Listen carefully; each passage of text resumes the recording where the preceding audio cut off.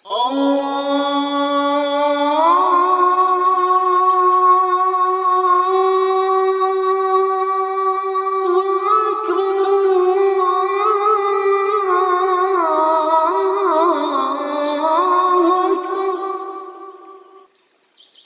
ایمان والو، جب جمعے کے دن نماز کے لیے پکارا جائے تو اللہ کے ذکر کی طرف لپکو اور خرید و فروخت چھوڑ دو، یہ تمہارے لیے بہتر ہے اگر تم سمجھو۔ محترم سامعین و ناظرین کرام، آپ سن رہے ہیں خطبات حرمین سے انتخاب۔ خطبہ جمعہ، امام مسجد الحرام فضیلت الشیخ ڈاکٹر فیصل بن جمیل الغزاوی حفظہ اللہ تعالی۔ عنوان: حرمین شریفین کی فضیلت۔ الحمدللہ، ہر طرح کی حمد و ثنا اللہ ہی کے لیے ہے جو تخلیق اور ایجاد کرنے میں منفرد ہے، جس کی رحمت تمام بندوں کے لیے کشادہ ہے، جس نے اپنے فرمانبرداروں کو ہدایت کی راہ دکھلائی۔ میں اس کی تعریف کرتا ہوں اور گواہی دیتا ہوں کہ اللہ کے سوا کوئی الہ نہیں، وہ واحد ہے، اس کا کوئی شریک نہیں۔ میں یہ بھی گواہی دیتا ہوں کہ محمد صلی اللہ علیہ وسلم اللہ کے بندے اور رسول ہیں۔ آپ صلی اللہ علیہ وسلم کے ذریعے اللہ نے لوگوں کو گمراہی سے ہدایت کی طرف نکالا اور بے راہ روی سے راستہ کامیابی کا دکھایا۔ اللہ کی رحمتیں اور سلامتیاں ہوں آپ صلی اللہ علیہ وسلم پر، آپ صلی اللہ علیہ وسلم کے آل و اصحاب پر اور ہدایت و راست بازی کی راہ اختیار کرنے والوں پر۔ بعد ازاں، اللہ کے بندو، اللہ سے ڈرو، کیونکہ جو اللہ سے ڈرتا ہے اللہ اسے ہدایت عطا فرماتا ہے، اسے وہ نور عطا فرماتا ہے جو اسے اندھیرے اور جہالت سے نکال کر بصیرت سے نوازتا ہے۔ اللہ رب العالمین فرماتا ہے: یا ایھا الذین آمنوا اتقوا اللہ وآمنوا برسولہ یؤتکم کفلین من رحمتہ ویجعل لکم نورا تمشون بہ ویغفر لکم واللہ غفور رحیم۔ اے ایمان والو، اللہ سے ڈرو اور اس کے رسول پر ایمان لاؤ، وہ تمہیں اپنی رحمت سے 2 حصے عطا کرے گا اور تمہیں وہ روشنی عطا فرمائے گا جس میں تم چل سکو گے اور تمہارے گناہوں کو بخش دے گا۔ اللہ بخشنے والا مہربان ہے۔ اللہ کے بندو، یہ بھی اللہ کی توفیق ہی ہے کہ وہ اپنے بندے کو ہدایت کی راہ پر چلائے، اس کی باتیں اور اعمال درست کر دے، اسے بھلائی کا داعی اور اس کی راہ دکھلانے والا بنا دے۔ یہ بہت بڑا فضل اور بہت بلند مقام ہے جو کسی کو مل جائے۔ اس کے برعکس وہ شخص ہے جو ہدایت اور کامیابی کی راہ سے بھٹک جاتا ہے اور گمراہی کی راہوں پر چل پڑتا ہے۔ ان دونوں میں بہت بڑا فرق ہے۔ اللہ رب العالمین فرماتا ہے: قد تبین الرشد من الغی، ہدایت گمراہی سے بالکل واضح ہو چکی ہے۔ اسی طرح فرمایا: وَإِن يَرَوْا سَبِيلَ الرُّشْدِ لَا يَتَّخِذُوهُ سَبِيلًا وَإِن يَرَوْا سَبِيلَ الْغَيِّ يَتَّخِذُوهُ سَبِيلًا۔ اگر وہ ہدایت کا راستہ دیکھ لیں تو اسے اختیار نہ کریں گے، اور اگر وہ گمراہی کا راستہ دیکھ لیں تو اسے اختیار کر لیں گے۔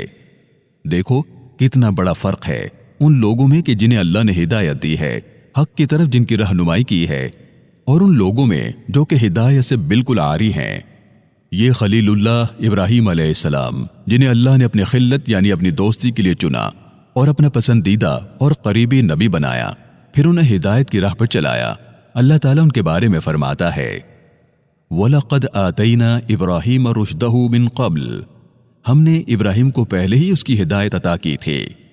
اس کے مقابلے میں فرعون کا حال دیکھ لیجئے، اللہ کی لعنت ہو اس پر، اس میں کوئی ہدایت و رشد نام کی کوئی چیز نہیں تھی، بلکہ وہ جہالت، گمراہی، کفر اور اناد کا نمونہ تھا۔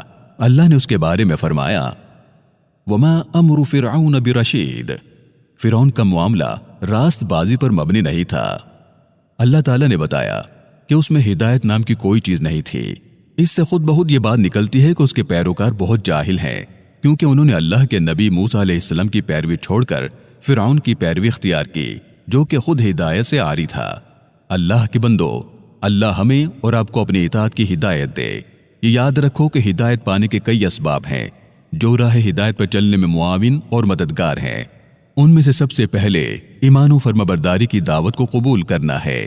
اللہ کا فرمان ہے: فَلْيَسْتَجِيبُوا لِي وَلْيُؤْمِنُوا بِي لَعَلَّهُمْ يَرْشُدُونَ، تو وہ میری بات مانیں اور مجھ پر ایمان لائیں تاکہ وہ ہدایت پائیں۔ اسی طرح نبی کریم صلی اللہ علیہ وسلم نے فرمایا: جس نے اللہ اور اس کے رسول کی اطاعت کی وہ ہدایت پا گیا، قرآن کریم کی پیروی ہی انسان کو حق اور صحیح راستے کی طرف لے جاتی ہے، جیسا کہ اللہ تعالیٰ نے مومن جنوں کی بات کو نقل کرتے ہوئے فرمایا، اِنَّا سَمِعْنَا قُرْآنًا عَجَبًا يَهْدِي إِلَى الرُّشْدِ، ہم نے ایک تعجب خیز کلام سنا جو ہدایت کی طرف رہنمائی کرتا ہے۔ امام ابن تیمیہ رحمہ اللہ فرماتے ہیں، جو قرآن پر ہدایت کی طلب کے ساتھ غور کرتا ہے اس کے لیے حق کا راستہ واضح ہو جاتا ہے۔ راہ ہدایت اور سیدھے راستے کو پا کر کامیاب ہونے والوں میں وہ بھی شامل ہے کہ جن کے وصف میں اللہ تعالیٰ نے فرمایا، وَالَّذِينَ جَاهَدُوا فِينَا لَنَهْدِيَنَّهُمْ سُبُلَنَا وَإِنَّ اللَّهَ لَمَعَ الْمُحْسِنِينَ، جو لوگ ہماری راہ میں کوشش کرتے ہیں ہم ضرور انہیں اپنی راہ دکھلائیں گے، اور بلا شبہ اللہ نیکوکاروں کے ساتھ ہے۔ اسباب ہدایت میں سے ایک نفع بخش علم کی جستجو بھی ہے، جیسے کہ اللہ تعالیٰ نے موسیٰ علیہ السلام کی بات نقل کرتے ہوئے فرمایا، هل اتبعک علی ان تعلمنی مما علمت رشدا، کیا میں آپ کے ساتھ چلوں تاکہ آپ مجھے اس علم سے کچھ سکھائیں جو آپ کو سکھایا گیا ہے۔ ہدایت کے اسباب میں سے ایک اللہ سے دعا کرنا بھی ہے، جیسا کہ کہف والے مومن جوانوں نے اپنی دعا میں کہا، ربنا آتنا من لدنک رحمتا وہیئ لنا من امرنا رشدا، اے ہمارے رب ہمیں اپنے پاس سے رحمت عطا فرما اور ہمارے معاملے میں ہماری رہنمائی فرما۔ اللہ تعالیٰ نے اپنے نبی کو یہ دعا کرنے کی تلقین فرمائی، وَقُلْ عَسَىٰ أَن يَهْدِيَنِ رَبِّي لِيَقْرَبَ مِنْ هَذَا رَشَدًا، امید ہے کہ میرا رب اس معاملے میں رشد سے قریب تر بات کی طرف میری رہنمائی فرما دے گا۔ نبی کریم صلی اللہ علیہ وسلم اللہ کے حکم کی تعمیل کرتے ہوئے یہ دعا کیا کرتے تھے، اے اللہ مجھے ہدایت کی راہ دکھلا اور مجھے میرے نفس کے شر سے بچا۔ اللہ کے بندو، صدق دل سے اپنے آپ سے پوچھو، کیا تم حق کے صحیح راستے پر ہو؟ اگر تم اپنے رب کے فرمانبردار ہو، ایمان سے محبت کرتے ہو، عبادات کی طرف مائل ہو اور گناہوں سے نفرت کرتے ہو تو اللہ کا شکر ادا کرو کہ اس نے تم پر فضل کیا اور تمہارے ساتھ بھلائی کی۔ استقامت پر قائم رہو اور اپنے رب سے دعا کرو کہ وہ تمہیں ہدایت پر ثابت قدم رکھے۔ دوسروں کے لیے بھی وہی پسند کرو جو اپنے لیے کرتے ہو، لوگوں کے فائدے اور ہدایت کے لیے کوشش کرو، صحیح اور درست راستے کی طرف ان کی رہنمائی کرو، جیسا کہ بہت سے مخلص پورے خلوص کے ساتھ دوسروں کو نصیحت اور رہنمائی کرتے آئے ہیں، اور اللہ ان کی باتوں میں اثر بھی خوب رکھتا ہے۔ اسی طرح وہ واقعہ بھی یاد کیجئے جس میں آیا ہے کہ کسی شخص نے 99 لوگوں کو قتل کیا تھا، تو ایک عالم نے اسے کہا، تمہارے اور توبہ کے درمیان کون حائل ہو سکتا ہے؟ پھر اس عالم نے اسے یہ نصیحت کی کہ وہ اپنے شہر کو چھوڑ کر کسی اور شہر میں چلا جائے جہاں اس کے لیے اللہ کی عبادت آسان تر ہو۔ جب وہ شخص اس شہر سے نکل پڑا تو راستے میں اس کی موت واقع ہو گئی، فرشتوں نے اس کی روح کو قبض کر لیا۔ اس عالم کی اس نصیحت کا اسے کتنا فائدہ پہنچا۔ اسی طرح ایک اور مثال وکی بن جراح رحمۃ اللہ علیہ کی ہے، جنہوں نے شکایت کرنے والے کی خوب رہنمائی کی، جسے اس نے اس شعر میں نقل کیا ہے، میں نے وکی سے اپنی یادداشت کی خرابی کی شکایت کی تو انہوں نے مجھے گناہوں کو ترک کرنے کی نصیحت کی اور بتایا کہ علم نور ہے اور اللہ کا نور گنہگار کو نہیں دیا جاتا۔ اللہ کے بندو، حدیث شریف میں آتا ہے، بے شک اللہ تعالیٰ، اس کے فرشتے، آسمانوں اور زمینوں کے رہنے والے، حتیٰ کہ اپنی بل میں بیٹھی چونٹی اور مچھلی تک لوگوں کو بھلائی سکھانے والے پر درود بھیجتے ہیں۔ یہاں لوگوں کو بھلائی سکھانے والے سے مراد علماء، داعی اور ہر وہ شخص ہے جو لوگوں کو اللہ کی قربت اور آخرت کی نجات کی طرف رہنمائی کرتا ہے، جیسے کہ فائدہ مند دروس و خطبات دینے والا، وصیتیں کرنے والا، مثالیں دے کر سمجھانے والا، پیغامات بھیجنے والا، کتابیں لکھنے والا، نصیحتیں اور یاد دہانیاں کروانے والا، سب ہی اس کے دائرہ کار میں آتے ہیں۔ میرے مسلمان بھائیوں، مسلمان معاشرے کا امتیاز اس کے افراد کے مضبوط روابط اور اعلیٰ اخلاقیات ہوتے ہیں، جیسے کہ بھائی چارہ، محبت، خیر خواہی اور رہنمائی۔ ہر مسلمان کا فریضہ ہے کہ وہ لوگوں کو ہدایت کی راہ پر چلانے کی کوشش کرے، صحیح راستے کی طرف ان کی رہنمائی کرے، یہ احساس کرتے ہوئے کہ نصیحت اصلاح اور ہدایت کا ذریعہ ہے۔ یہ ایمانی بھائی چارے کا لازمی تقاضا ہے۔ پھر اس عمل کا مقصد بھی اللہ کی رضا اور اس کے اجر کا حصول ہونا چاہیے۔ چاہے کوئی نصیحت کو قبول نہ بھی کرے یا رہنمائی سے فائدہ نہ بھی اٹھائے تو بھی اسے دل چھوٹا نہیں کرنا چاہیے، کیونکہ اس کا اجر ضائع نہیں ہوگا۔ مجھے یہی کہنا تھا۔ میں اللہ سے اپنے لیے اور آپ کے لیے مغفرت چاہتا ہوں۔ دوسرا خطبہ۔ الحمدللہ، سب تعریف اللہ ہی کے لیے ہے جس نے ہمیں حق اور ہدایت کے راستے پر چلایا۔ اپنے فضل سے ہمیں باطل اور گمراہی کے راستوں سے بچایا۔ میں گواہی دیتا ہوں کہ اللہ کے سوا کوئی معبود نہیں، وہ واحد ہے، اس کا کوئی شریک نہیں۔ میں یہ بھی گواہی دیتا ہوں کہ محمد صلی اللہ علیہ وسلم اللہ کے بندے اور رسول ہیں۔ درود و سلام ہو آپ صلی اللہ علیہ وسلم پر اور آپ صلی اللہ علیہ وسلم کی آل اور اصحاب پر۔ بعد ازاں، اے اللہ کے بندو، اللہ کی کتنی بڑی نعمت ہے کہ وہ اپنے بندے کے لیے ایمان کو محبوب بنا دیتا ہے، اسے اس کے دل میں مزین کر دیتا ہے، کفر، فسق و فجور اور نافرمانی کو اس سے ناپسندیدہ بنا دیتا ہے۔ اللہ رب العالمین فرماتا ہے، وَاعْلَمُوا أَنَّ فِيكُمْ رَسُولَ اللَّهِ لَوْ يُطِيعُكُمْ فِي كَثِيرٍ مِّنَ الْأَمْرِ لَعَنِتُّمْ وَلَكِنَّ اللَّهَ حَبَّبَ إِلَيْكُمُ الْإِيمَانَ وَزَيَّنَهُ فِي قُلُوبِكُمْ وَكَرَّهَ إِلَيْكُمُ الْكُفْرَ وَالْفُسُوقَ وَالْعِصْيَانَ أُولَئِكَ هُمُ الرَّاشِدُونَ فَضْلًا مِّنَ اللَّهِ وَنِعْمَةً وَاللَّهُ عَلِيمٌ حَكِيمٌ۔ یاد رکھو کہ تمہارے درمیان اللہ کے رسول ہیں، اگر وہ بہت سے معاملات میں تمہاری بات مان لیں تو تم مشکل میں پڑ جاؤ، لیکن اللہ نے تمہارے دلوں میں ایمان کی محبت ڈال دی اور اسے تمہارے دلوں میں مزین کر دیا، اور تمہارے لیے کفر، فسوق اور نافرمانی ناپسندیدہ بنا دیے۔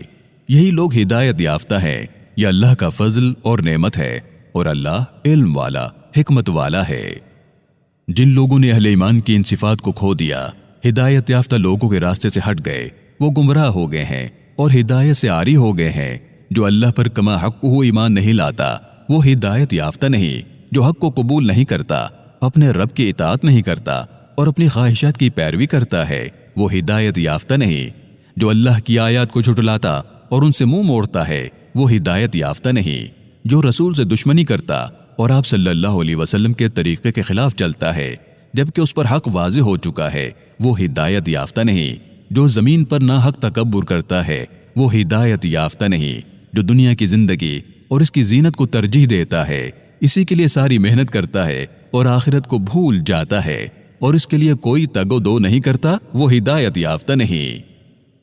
اے مسلمانوں، ہمیں اپنے رب کے سامنے اپنی شدید محتاجی اور بے بسی کا احساس ہونا چاہیے۔ یاد رکھنا چاہیے کہ وہی ہے جس نے ہمیں حق کے راستے پر چلایا اور اسی نے ہمیں چنا۔ ہمیں اللہ سے اپنے حالات کی درستی، دین پر ثابت قدمی کا سوال کرنا چاہیے۔ ہم اس کے بغیر پلک جھپکنے کے برابر بھی نہیں رہ سکتے۔ ہمیں ہمیشہ نمازوں میں اور دیگر مواقع پر اسے یہ دعا کرنی چاہیے، اہدنا الصراط المستقیم، ہمیں سیدھا راستہ دکھا۔ اللہ کے بندو، ہدایت کی راہ دکھلانے والے بشیر اور روشنی کے چراغ محمد مصطفیٰ صلی اللہ علیہ وسلم پر درود و سلام بھیجو، جیسا کہ تمہیں خبردار اور جاننے والے اللہ نے حکم دیا ہے۔ فرمایا، ان اللہ وملائکتہ یصلون علی النبی یا ایھا الذین آمنوا صلوا علیہ وسلموا تسلیما۔ بے شک اللہ اور اس کے فرشتے نبی صلی اللہ علیہ وسلم پر درود بھیجتے ہیں۔ اے ایمان والو، تم بھی ان پر درود و سلام بھیجو۔ اے اللہ، محمد صلی اللہ علیہ وسلم اور آپ صلی اللہ علیہ وسلم کی آل پر رحمت نازل فرما، جیسا کہ تو نے ابراہیم علیہ السلام پر رحمت نازل فرمائی تھی۔ محمد صلی اللہ علیہ وسلم پر اور آپ صلی اللہ علیہ وسلم کی آل پر برکت نازل فرما، جیسا کہ تو نے آل ابراہیم پر برکت نازل فرمائی تھی۔ بے شک تو تعریف والا، عظمت والا ہے۔ اے اللہ، اسلام اور مسلمانوں کو عزت عطا فرما، کفر اور کافروں کو ذلیل فرما۔ اے اللہ، کمزوروں اور تیرے راستے میں جہاد کرنے والوں، سرحدوں پر رہنے والوں اور محافظوں کی مدد فرما۔ ہمارے اس ملک کو امن، خوشحالی اور آسودگی عطا فرما، اور دیگر تمام مسلم ممالک کو بھی عطا فرما۔ اے اللہ، ہمیں وطن اور گھروں میں امن عطا فرما، ہمارے حکمرانوں اور پیشواؤں کی اصلاح فرما۔ اے اللہ، ہمارے حکمران کو ان کاموں کی توفیق عطا فرما جو تجھے پسند ہو اور جس سے تو راضی ہو۔ اے زندہ اور قائم رہنے والے، اے اللہ، اسے اور اس کے ولی عہد کو ہدایت کی راہ پر چلا اور انہیں تقوی پر قائم رکھ۔ اے اللہ، فلسطین میں اور ہر جگہ کمزور مومنوں کی مدد فرما۔ اے اللہ، ان کے بیماروں کو شفا عطا فرما اور ان کے آزمائش زدہ لوگوں کو عافیت عطا فرما۔ ان کی جانوں کی حفاظت فرما، ان کے مردوں پر رحم فرما، ان کے شہداء کو قبول فرما۔ اے اللہ، ان کو بھوک سے بچا اور خوف سے امن عطا فرما۔ اے اللہ، ان کی پریشانیوں کو دور فرما، ان کی مشکلات کو ختم فرما، ان کی کمزوریوں پر رحم فرما، ان کے ٹوٹے دلوں کو جوڑ دے، ان کے دلوں کو مضبوطی عطا فرما، ان پر سکون نازل فرما۔ اے اللہ، ان کی مدد فرما، ان کو طاقت عطا فرما، ان پر ظلم کرنے والوں کو پکڑ لے، ان کو نقصان پہنچانے والوں پر اپنی گرفت مضبوط فرما۔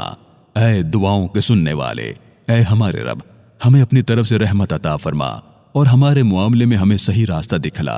اے اللہ، ہمیں ہماری بھلائی کی سمجھ دے، ہمیں ہمارے نفس کی برائی سے بچا۔ سب تعریف اللہ رب العالمین ہی کے لیے ہے جو تمام جہانوں کا رب ہے، اور خاتم المرسلین صلی اللہ علیہ وسلم پر درود و سلام ہو۔ آمین آمین یا ارحم الراحمین۔